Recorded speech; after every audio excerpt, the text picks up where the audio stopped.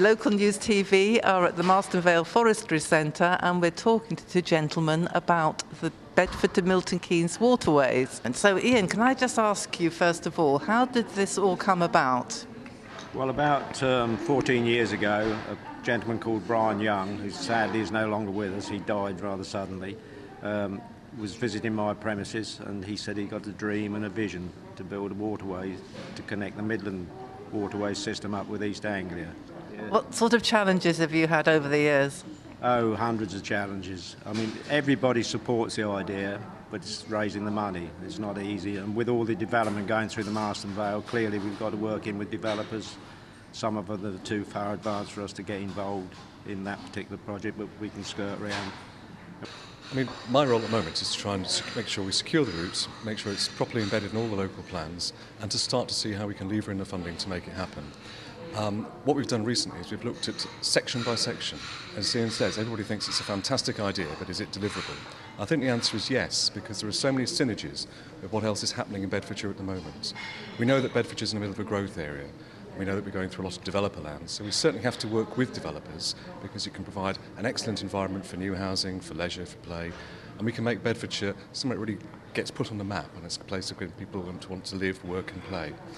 So we've got housing developments, we've got economic development, we can bring jobs in, we can create environments where a whole range of activities can take place.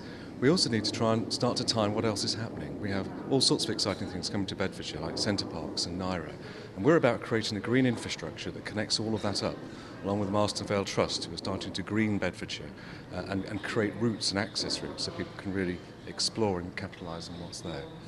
And you were saying that it's such a big project, you're going to have to do it in stages, is that right?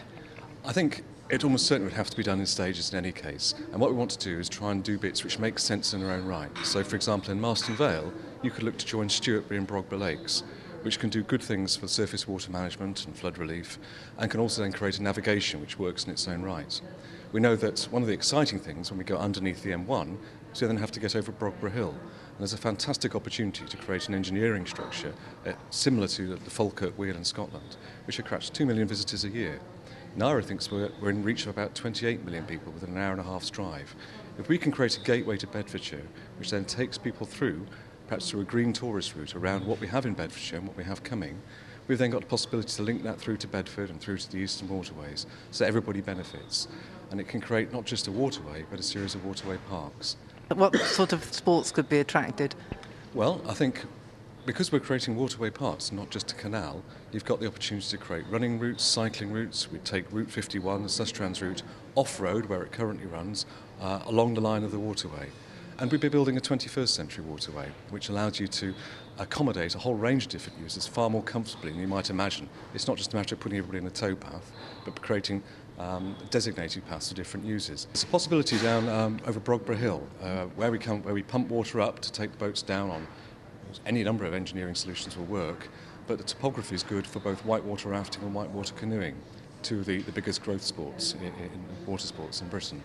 It all sounds very, very exciting. How much are we talking about?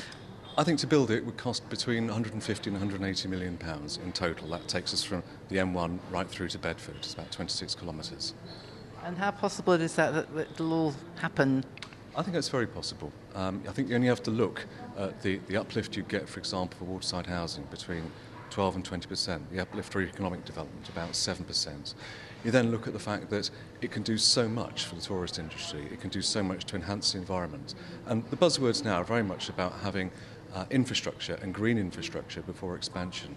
And I think it's very important in this area that we get that green infrastructure in place. And the waterway will do so big style. It all sounds very exciting. What about the impact it would have on Bedford itself? Well, it would open Bedford up. I mean, the river is the gem in the crown of Bedford, which is totally unused at the moment. And with the building of the new rowing lake at Willington, the rowers will not be disadvantaged. They will still be used for practicing, but for competitions, I would suggest it would probably go to Willington, which will be an Olympic-sized rowing lake, which hopefully one of the best in the country. So that again puts Bedford on the map. Thank you very much, gentlemen. It sounds a really very exciting project, and it will certainly put Bedfordshire on the map for the future generations.